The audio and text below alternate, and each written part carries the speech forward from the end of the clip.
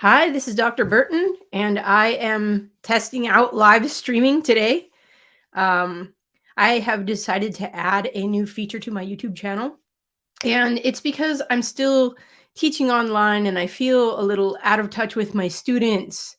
I want to have more contact with them, so I'm going to have a live stream questions and answers session. So the students will email me their questions and I will have the live stream and invite people to join me, and I will answer their questions. So next week, Thursday, will be the first official live stream. I will put an announcement on my YouTube channel for that live stream and invite everyone to come. It will be for my introduction to Christianity class. They have been sending me really great questions. I'm going to compile some of the best ones, and then I'm going to just riff and try to answer them. For today, though, I'm going to show you something.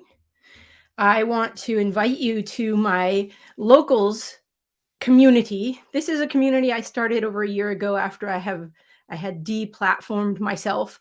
I decided that social media wasn't serving me in the way that I had wanted it to. I was spending a lot of time there, but it wasn't providing a fruitful conversation. So I decided to be more intentional with my social media. And so I'm trying to create the platform that I want, where we can have the conversations that I think are important.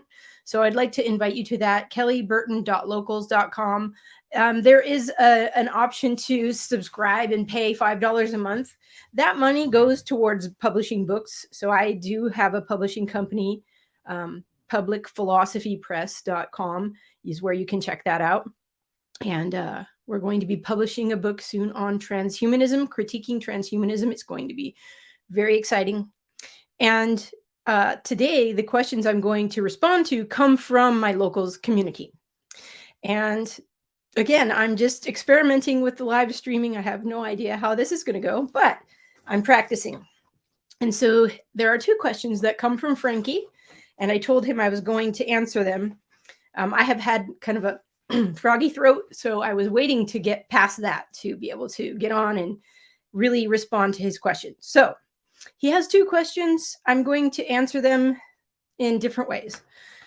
The first question, and I should add, this is in response to the 3 videos I put up on the biblical worldview, my most recent videos, creation, fall, and redemption. All right, so Frankie says, the linchpin of your presentation is the concept of clarity, which you assert. What kind of challenges to that concept do you receive, and how do you respond to them? So I thought about this a lot, and there is a Logos paper that I think I wrote the number down. If not, I'll put it in the comments. There's a Logos paper that responds to the critics of clarity. So I shared that with Frankie, and then he had a follow-up question. I'm thinking that he agreed with the principle of clarity, but had a question about application.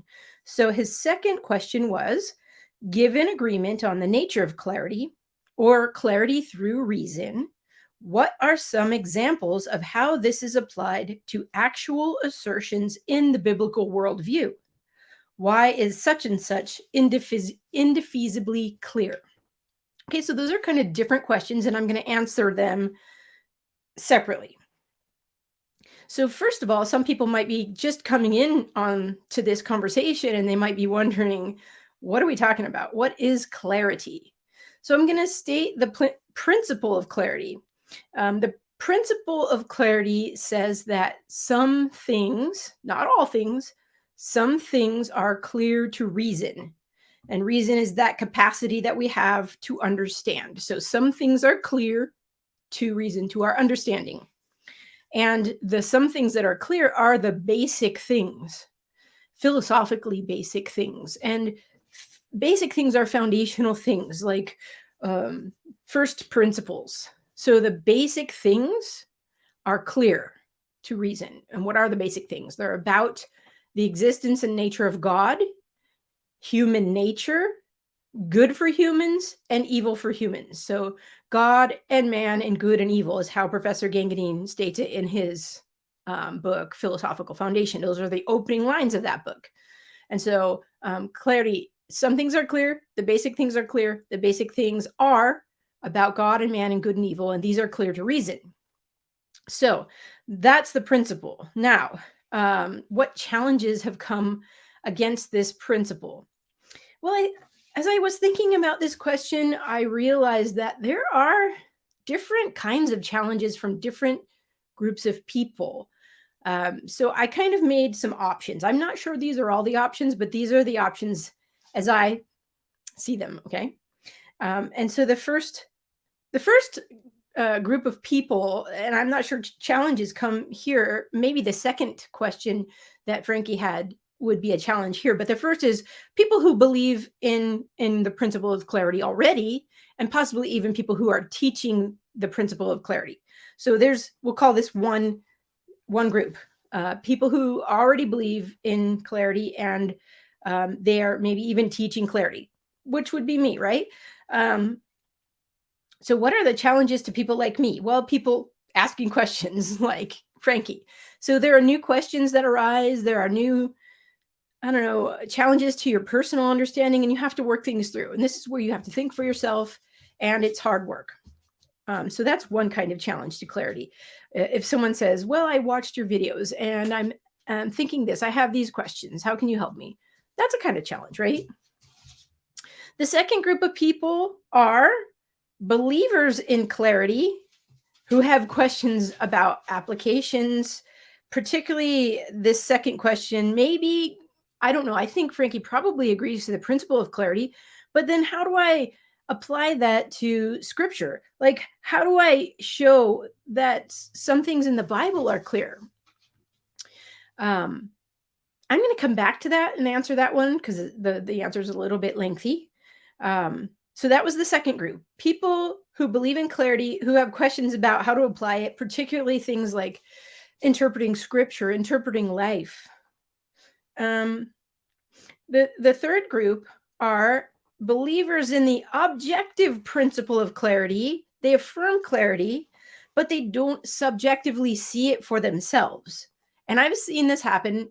People go, yes, I believe that some things are clear, but I can't see it for myself. Now, this is more of an existential problem. I can't really help you with this problem, but it comes from not seeking. And it may be that we struggle with seeking. Sometimes we're seeking and sometimes we're not seeking. And what do I mean by seeking? I mean actively pursuing, trying to know and understand for ourselves. So I think sometimes we could be in a rut. Sometimes we think we're seeking and we're not. So this may be where we bring in other people and ask them, hey, can you help me work through this question? Maybe it's a mentor. Maybe it's someone who is discipling us. So if you're affirming clarity, but you don't see it for yourself, start seeking, ask for help, pray about it. All right, that was a third group of people. A fourth group of people, and this is where I've seen the most challenge, is non-believers in clarity, people who don't believe it's clear, and they are either skeptics, not believers at all, not believers in God, skeptics, or believers in God who don't believe in clarity. We'll call them fideists. They're believing not on the basis of an argument or what we could know through reason, but they're believing blindly without understanding. So it's belief without understanding. It's affirming things that you don't understand. So those two non-believers in clarity, which are skeptics and fideists, I've addressed elsewhere on my YouTube channel. But what I would do for those groups is to give an argument that some is clear, and maybe I have to make a video on that. What are the arguments to back up this? Because Frankie said it's something I assert, and it's true, I do assert it in my videos, but I can give an argument, and perhaps that's the follow-up to this video, is an argument that backs up those claims. Some things are clear, the basic things are clear. And the basic things are about God and man and good and evil. So I owe you one, Skeptics and Fideists, I owe you one video. Okay, and then the last group of challenges, last group of people who bring challenges are opponents of clarity. And that's where the Logos paper that I mentioned comes in. And I think there's like maybe even 50 responses to critics or opponents to clarity. I probably put these people in the group of sophists because they want to use reason while saying we can't know by reason. And so this is a kind of game we're playing when we get to that point. So I will put a link down below to that Logos paper that addresses the critics of clarity. Now there's another group, and maybe you find yourself in this group, and that is people who are open, still need convincing.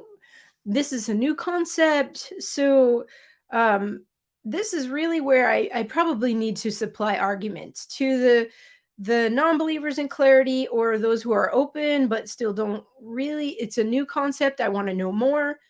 So I will make that video right after this, and we'll post it the same day. I think I'm going to make you a video. I'm not going to do a live stream on that though, because I need to change my screen, and I don't know how to do that yet with the live stream.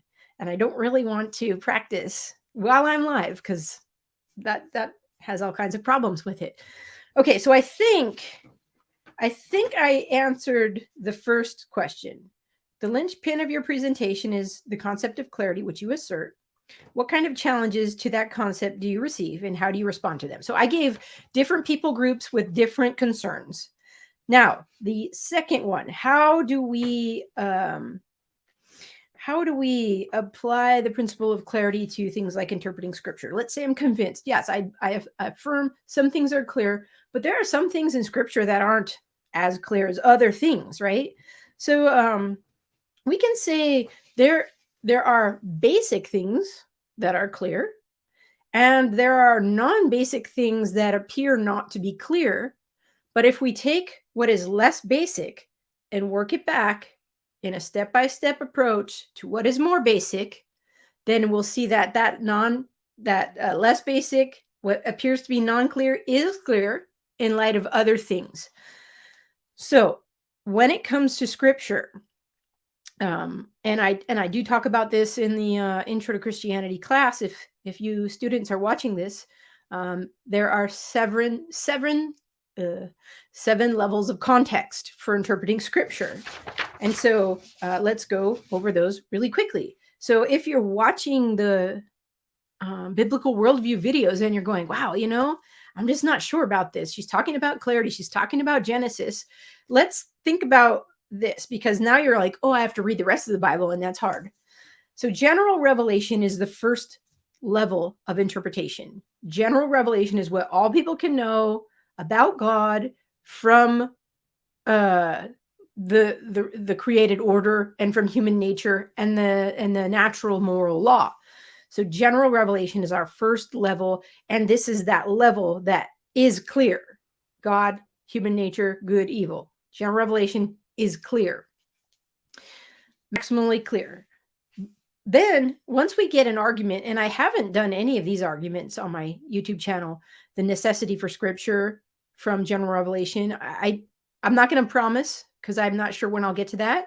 But I am in the process of making my philosophy of religion online class, and I'll be making those arguments. So maybe I'll share some with you. But the Genesis 1 through 3, the first 3 chapters of Genesis are what I'm calling the seed form of the biblical worldview. So if you understand what I've gone over in those 3 videos on the biblical worldview, that it becomes part of the foundation, part of the context for interpreting the rest of scripture. So general revelation, first context, Genesis 1, 2, and 3, and all of those pieces, concepts, teachings we pulled out of those, the foundation of the biblical worldview. Then there's historic Christianity. We aren't on our own. historically for interpreting scripture. There's a long history of others who have had much discussion and have interpreted the scripture. I personally am a Protestant, and I go with the Westminster Standards as part of the historic Christian faith as my go-to for trying to understand scripture. Okay, so that's the third level. Fourth is once you get into scripture, there are books. And the books are not all the same kinds of writing, different genres.